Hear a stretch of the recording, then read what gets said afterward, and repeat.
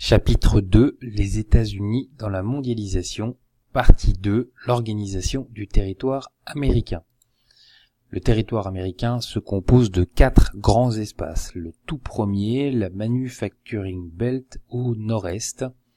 On pourra ici localiser sur la carte que cet espace se concentre entre la région des Grands Lacs et la mégalopolis centrée autour des villes de Boston, New York, Philadelphie, Washington. Cet espace de la Manufacturing Belt est composé d'industries en déclin dans les domaines de la sidérurgie, du textile et de la chimie, mais a connu très rapidement un regain d'intensité avec les grandes entreprises telles que General Motors, ou bien encore tout le domaine de recherche scientifique, avec ici une photographie de l'université du Massachusetts, ou MIT, une des plus grandes universités du monde.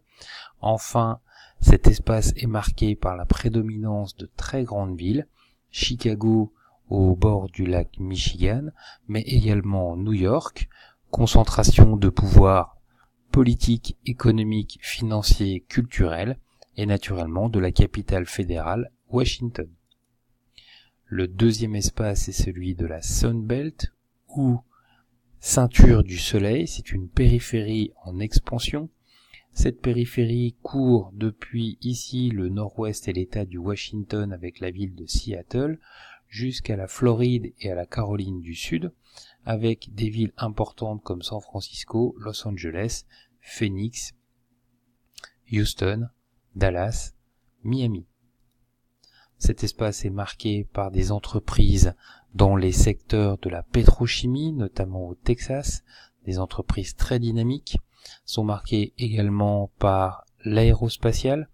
Cet aérospatial est extrêmement important sur toute la partie autour de Seattle notamment. C'est également la concentration de grandes villes qui bénéficient d'un cadre de vie extrêmement intéressant, comme ici Phoenix ou bien encore Los Angeles.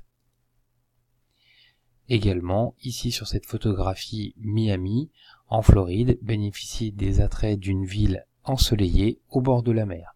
Cet espace connaît une attraction très forte depuis maintenant une trentaine d'années, dans la mesure où de nombreuses entreprises décident de s'y installer pour offrir à leurs salariés un cadre de vie particulièrement agréable. Troisième espace, l'intérieur, les Grandes Plaines. Cet espace intérieur des Grandes Plaines se situe sur toute la moitié est des États-Unis, sur un espace d'environ 5 millions de kilomètres carrés, et connaît une activité économique principalement centrée, au point de vue du paysage, sur une agriculture de très haut rendement, une agriculture intégrée bénéficiant du système de l'agro-business, avec une mécanisation très importante, avec des intrants, c'est-à-dire l'utilisation de produits chimiques très nombreux, et un lien extrêmement puissant avec toute l'industrie agroalimentaire. On trouvera ainsi un gigantesque paysage de champs ouverts ou open field, marqué par des formes géométriques dans les champs, des routes qui se croisent à angle droit, ou bien à certains endroits, notamment plus au sud, l'utilisation de cercles de culture par pivot d'irrigation qui permettent, dans des conditions climatiques plus difficiles, l'expansion et le développement de cultures irriguées. Le dernier espace, ce sont les montagnes rocheuses et l'Alaska. Ces espaces sont marqués dans la partie centre-ouest et à l'extrême nord-ouest pour l'Alaska, détachés du reste du pays. Ces paysages sont marqués par l'utilisation massive de la recherche de produits miniers ou des ressources du sol et du sous-sol. De nombreux filons aurifères, c'est-à-dire d'or, ont été exploités pendant très longtemps. On trouve également l'exploitation de minerais dans le sol, qu'ils soient ferreux ou non ferreux. On note également, pour l'Alaska et pour une grande partie des États du Nord-Ouest, l'exploitation du pétrole. Ce pétrole est exploité en Alaska comme pétrole brut et est exploité dans des États comme l'Utah ou comme le Wyoming un peu plus au nord, avec le pétrole de schiste.